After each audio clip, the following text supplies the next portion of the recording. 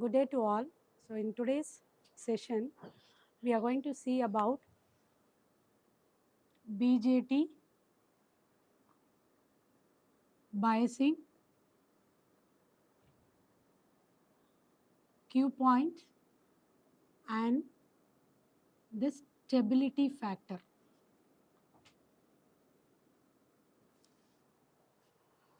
So, what is Bjt? Bjt is bipolar junction transistor.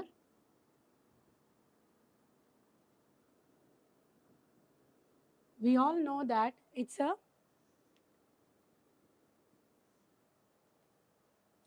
two junction device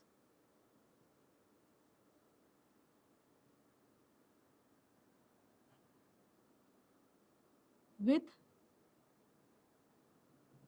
three terminals, namely emitter, base, and collector.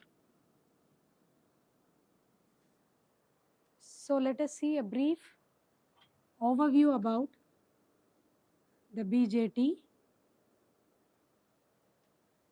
construction, considering NPN transistor, emitter region consists of majority charge carriers as electrons, base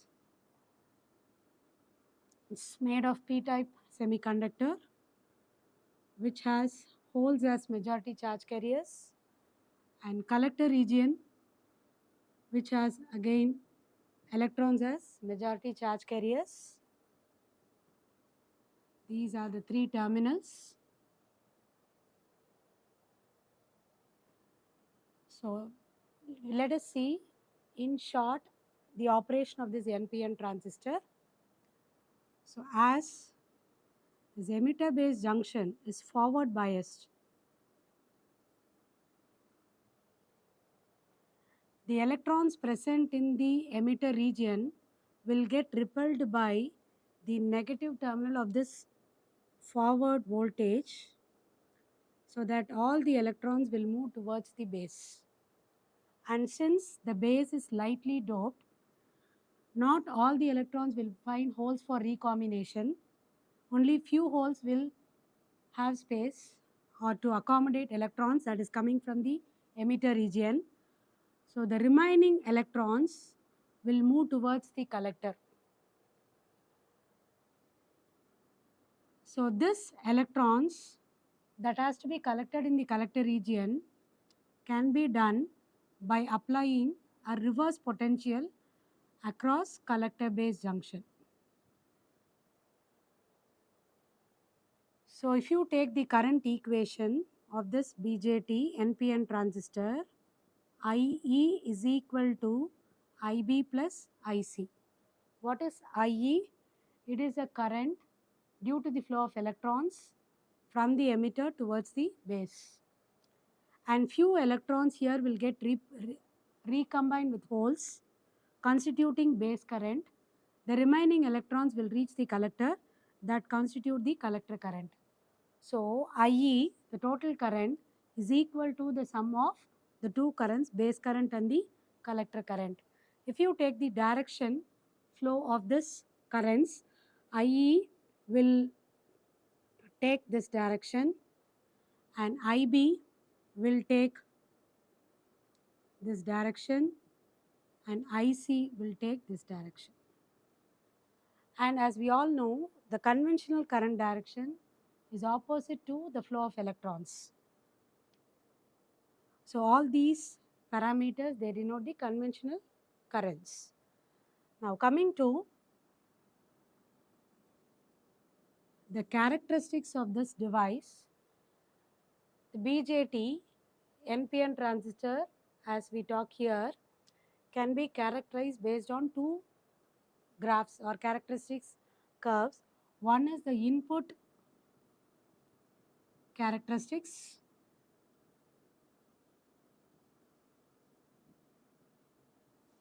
That is drawn between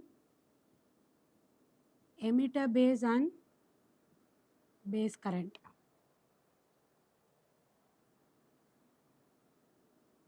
If you take the input characteristics, as this base voltage is increased, the base current will also increase till a point called cut-in voltage.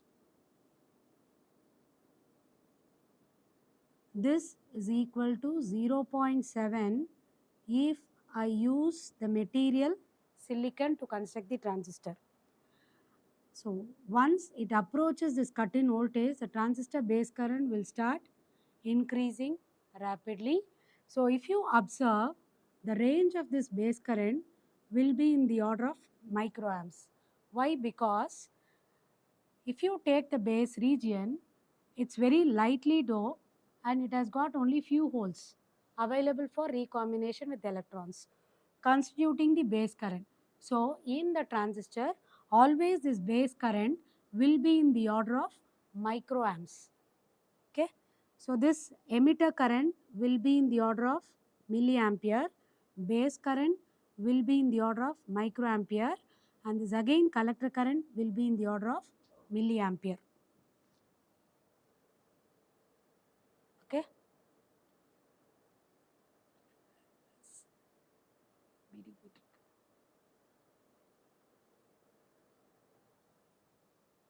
Right. So next comes the output characteristics.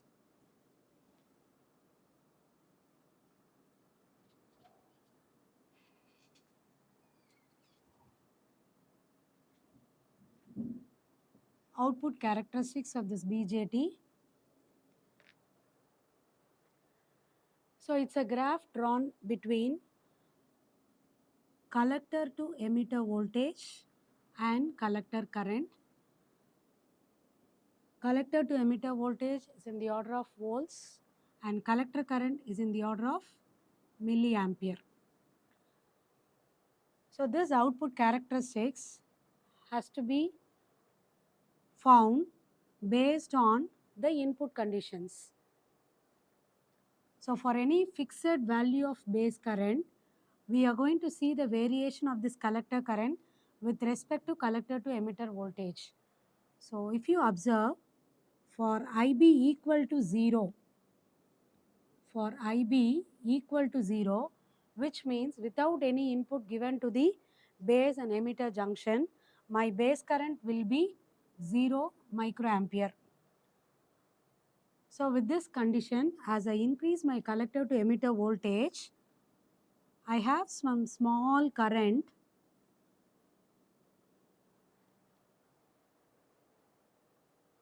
Actually speaking, without the input, I should not get any current at the output terminal. But why? Because here I get small amount of current. It's because of minority charge carriers. Okay. So this current is contributed by minority charge carriers.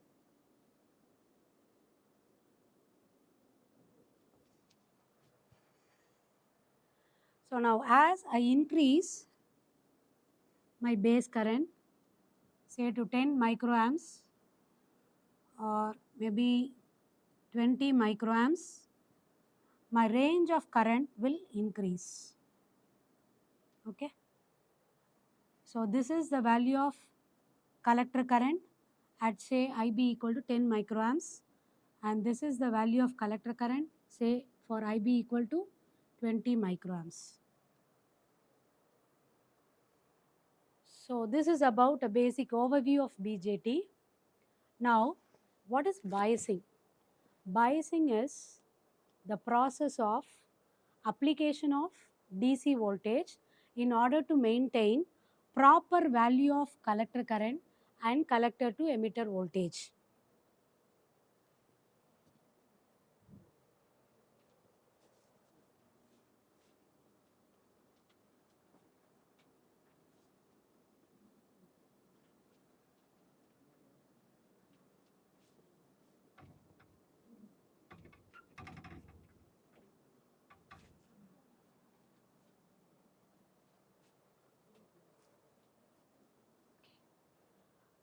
Now we'll see what is biasing.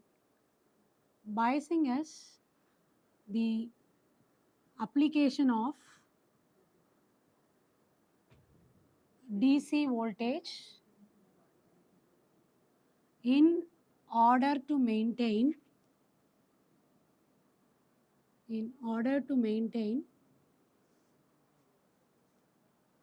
proper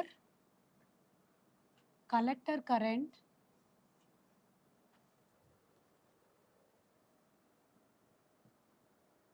and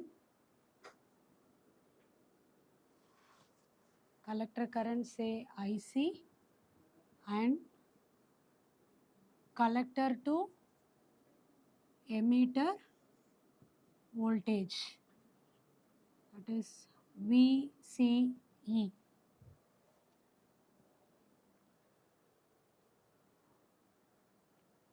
So what do you mean by Q point? Q point is this value of collector to emitter voltage and collector current.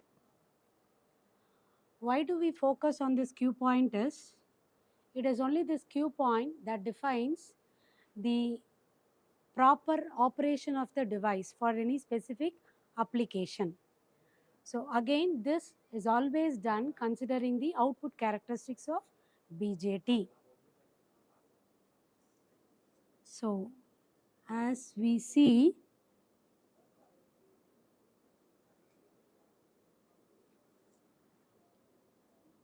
VCE, IC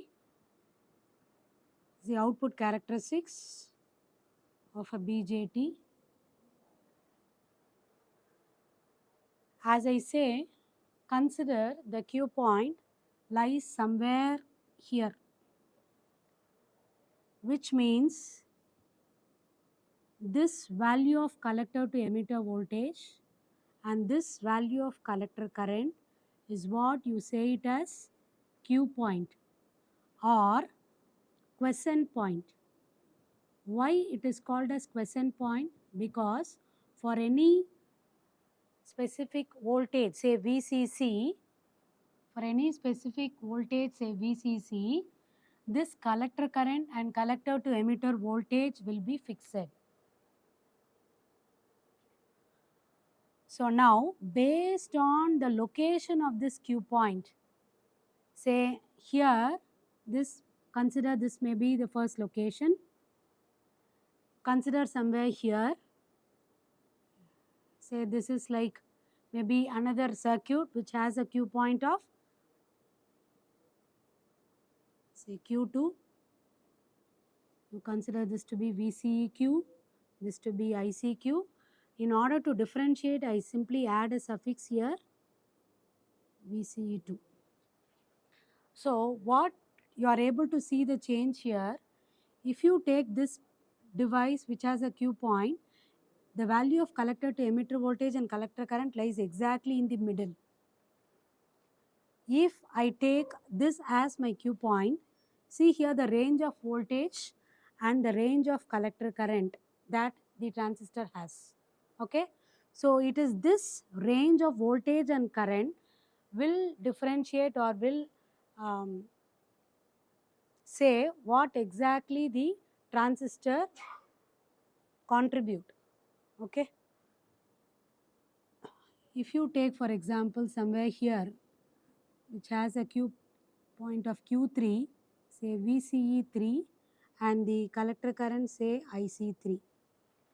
So we have here denoted three possible quiescent points. One is exactly the middle, the other one somewhere on the top, the other one somewhere on the lower region.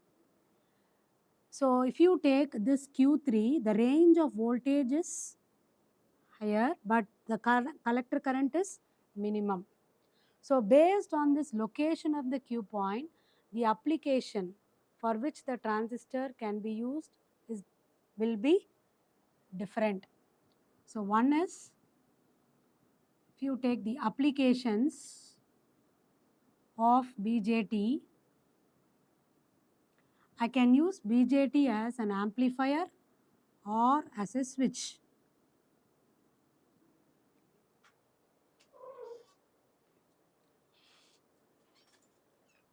Sir அங்கே ரன்னிங்கில் இருக்குது, cut பண்ண.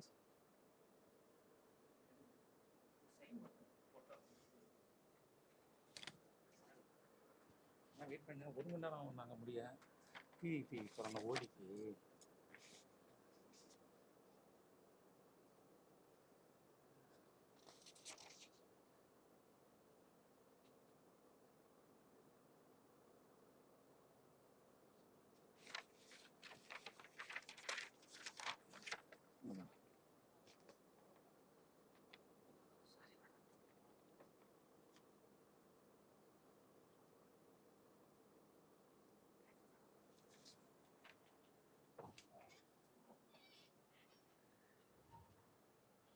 If I fix the operating point of my BJT exactly at the middle, then I can use the BJT as an amplifier.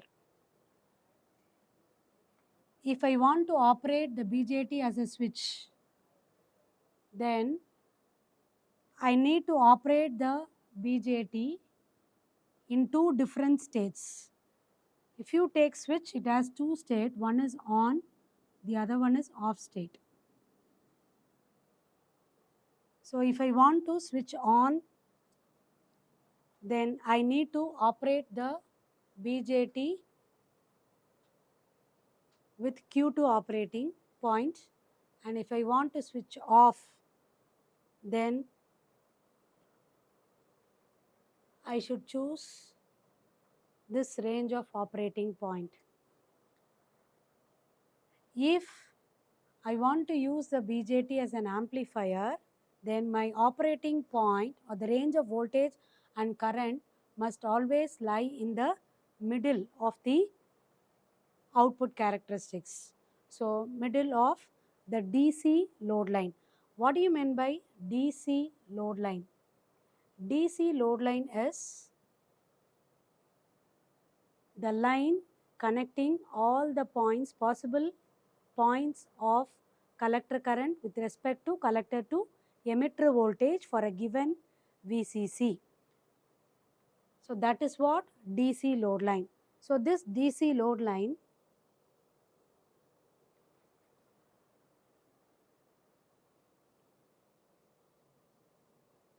if you take, you can draw the DC load line for any given biasing circuit.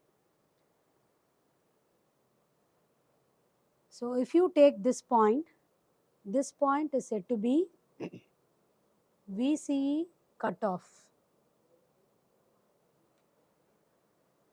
and this point that's lying on the y-axis is your IC SAT. The line joining these 2 points will give you the DC load line. So, in detail, what is this VCE cutoff and what is this IC SAT? IC SAT is the maximum collector current for any given biasing circuit. VCE cutoff is the voltage across collector to emitter voltage when the device is in off condition. So, if I join these 2 points, then I get a DC load line. So, if you take or consider any points that is lying along this line, it shows all the possible operating points for any given biasing circuit. So, where this is one extreme and this is another extreme of the biasing condition. So, in other words, now we are going to see, in other words, the various operating regions of the transistor. So, considering the output characteristics again, all this shaded portion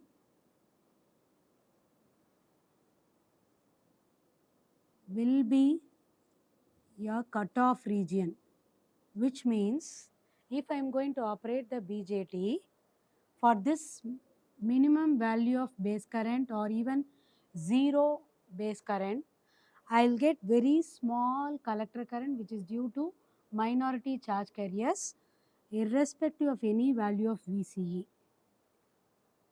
So very small means it is in the order of microamps also. Actually speaking, there is no current due to majority charge carriers. Okay. So this condition is what you say it as cutoff condition. IC is almost equal to 0 milliampere because we say that there is no current due to majority charge carriers. Okay. So this is the current in the cutoff region. I have another region which is saturation region.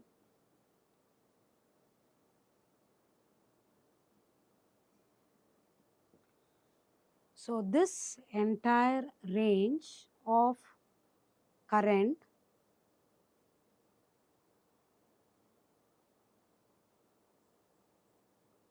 for some small range of VCE, you say it as saturation region, where I get for any given input conditions, I'll get maximum collector current.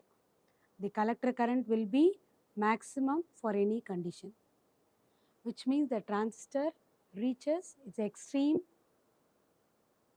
condition contributing maximum magnitude of collector current.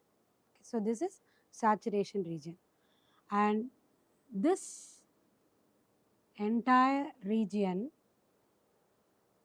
you say it as active region.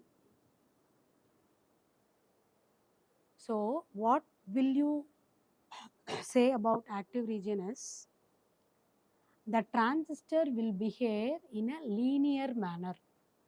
If you take cutoff region, the transistor collector current is completely off. If you take the saturation region, the collector current is maximum. If you take this active region, the collector current is proportional to the base current. If you take this point, say for 20 microamp of base current, I'll get this much amount of collector current. If I increase my base current say to 30 microamps, I get a maximum value of collector current, say this much amount, which is greater than this. If I am going to reduce the base current also, somewhere here I'll get the collector current. So in this active region, my collector current will be proportional to the base current. Okay. So coming to this operating region, there are three operating regions. One is cutoff region,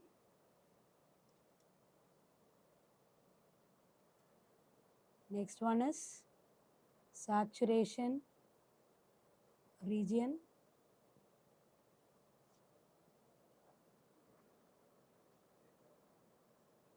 finally active region.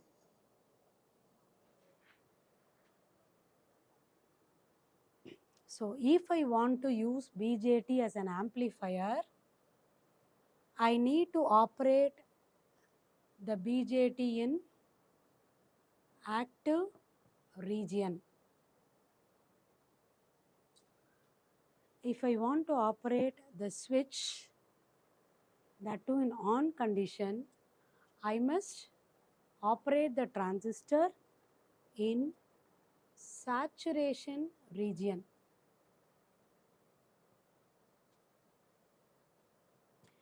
If I want to switch off the transistor, then I must operate the transistor in cut off region. So it is based on the application we are going to define, or we have to define the value of voltage, that is collector to emitter voltage, and collector current, which will define the Q point. So based on this value of Q point, it will be located in my characteristics of BJT, output characteristics of BJT. So which says indirectly what the circuit is for or what the application is. Or vice versa, if I want to use the transistor for an amplifier, then I must have this range of voltage and collector current. If I want to simply use a transistor as a switch, then I must operate the transistor within this range of voltage as well as this range of voltage, because switch always it has two state, on and off. So the voltage and current must be changed alternatively. Only then you will have both on and off state in using that circuit.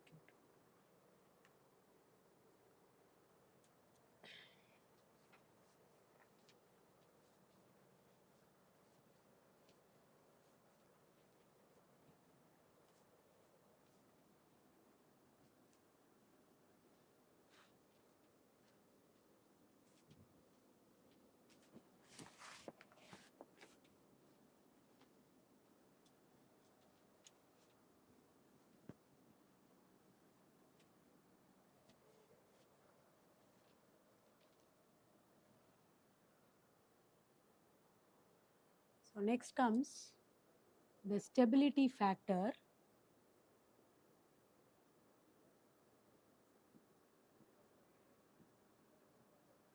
Yes.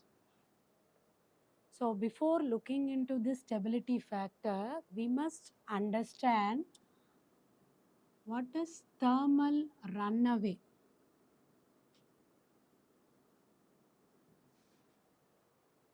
So if you take any device, say BJT, this is the symbol of BJT as we all know, base, collector, emitter. This is of NPN type. Okay. So now we'll see what is thermal runaway. See, if I have a transistor, say BC107, it has its own operating conditions, which means any device will be specified with its operating temperature. Why this specifications are important is the performance of the device must not be compromised. In detail, if this transistor is used under say 30 degrees centigrade and as well as say 55 degrees centigrade, there must not be any change in the value of current or voltage. But as temperature increases, the electrons within this device will get excited always, because increase in temperature will increase the heat that enhances the movement of electrons. So which changes the current that is flowing through the device.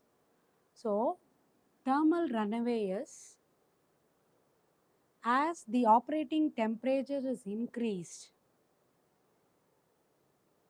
we will have a very large increase in the movement of charge carriers, contributing large value of collector current, which may exceed the safe operating collector current or operating conditions of the device, that may lead to the breakage or burnout of the device. So if you take this normal NPN transistor connected in CE configuration, its emitter current is equal to beta times IB plus 1 plus beta into ICO. So this is my total emitter current, and this is the value of current due to majority charge carriers, which is beta times IB, and this is the current due to minority charge carriers.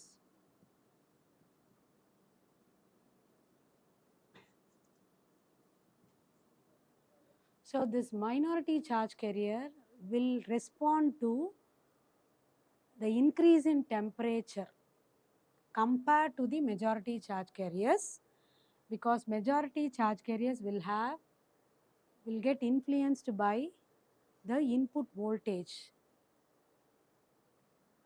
So if you take this ICO,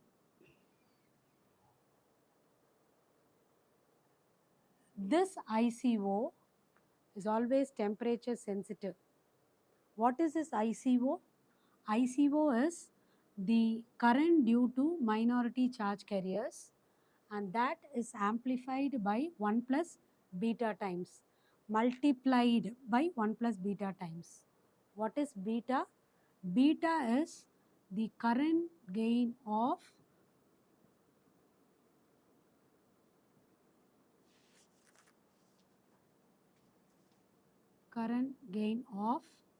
CE transistor.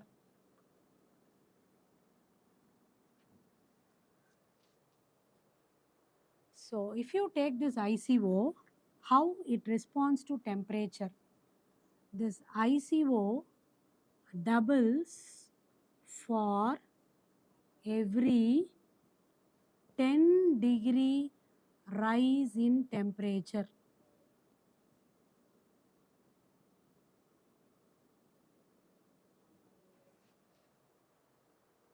So if I have 10-degree rise in temperature, this ICO doubles.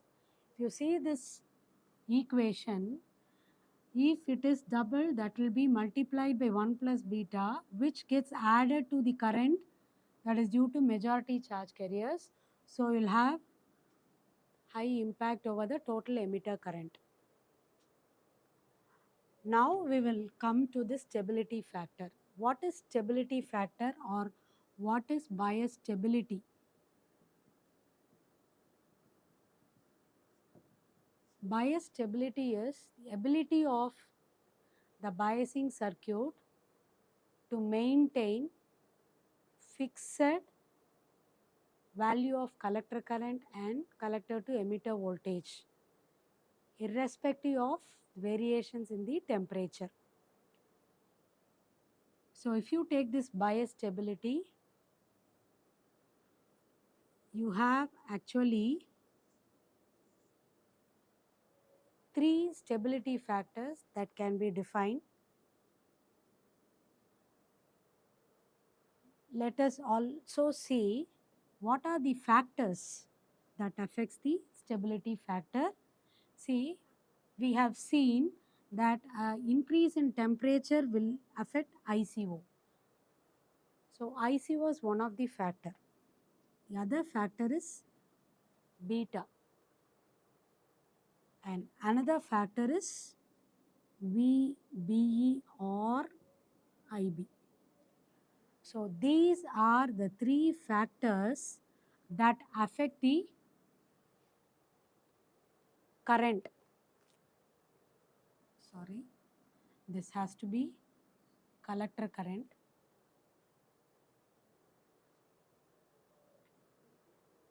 So there are 3 factors that affect the stability of this transistor in the biasing circuit.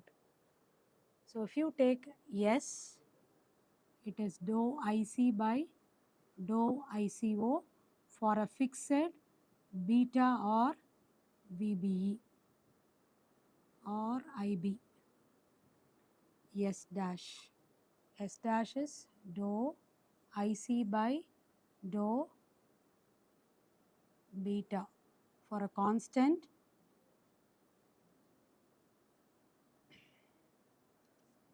ICO and VBE or IB. S double dash is dou IC by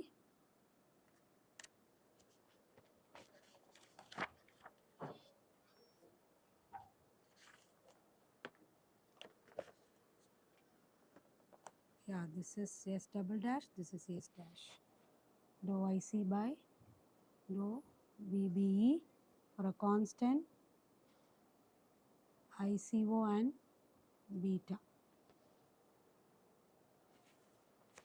So for any biasing circuit, we can find these three stability factors. So when I want to find the change in collector current due to change in ICO, the other two factors must be treated constant. So for any biasing circuit, we can find out these three stability factors by which you can assess the stability of that given biasing circuit.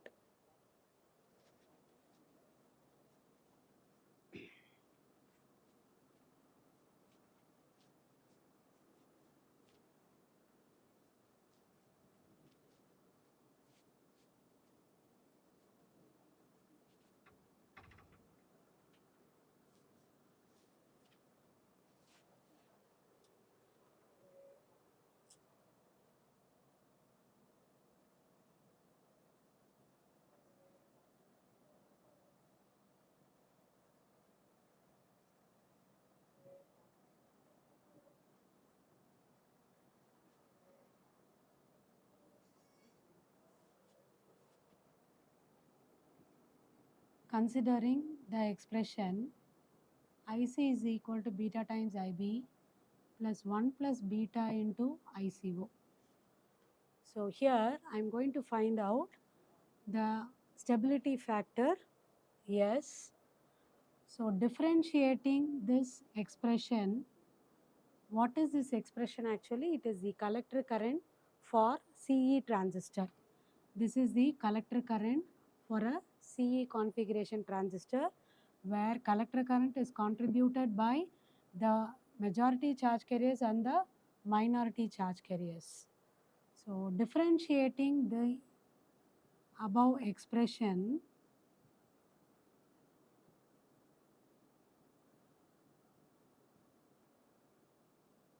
with respect to IC.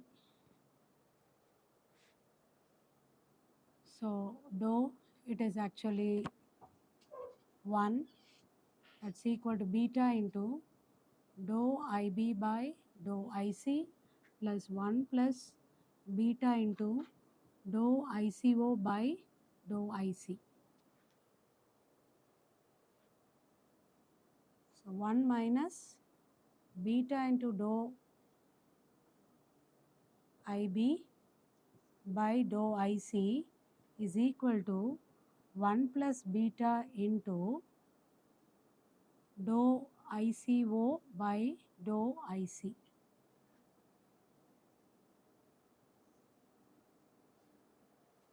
So if you see this expression, this ratio is 1 by S. See here the definition. Stability factor is differentiating the collector current with respect to ICO.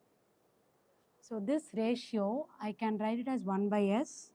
So 1 minus beta into dou IB by dou IC is equal to 1 plus beta into 1 by S.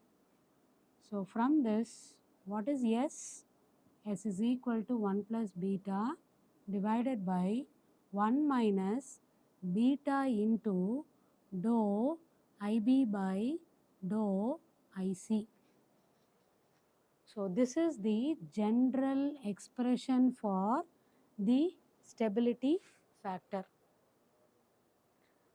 So for any biasing circuit, if I am going to find this dou IB by dou IC, substituting the value of this dou IB by dou IC, I can find the stability factor for the respective biasing circuit.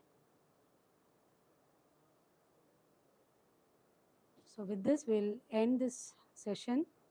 Thank you. Sir?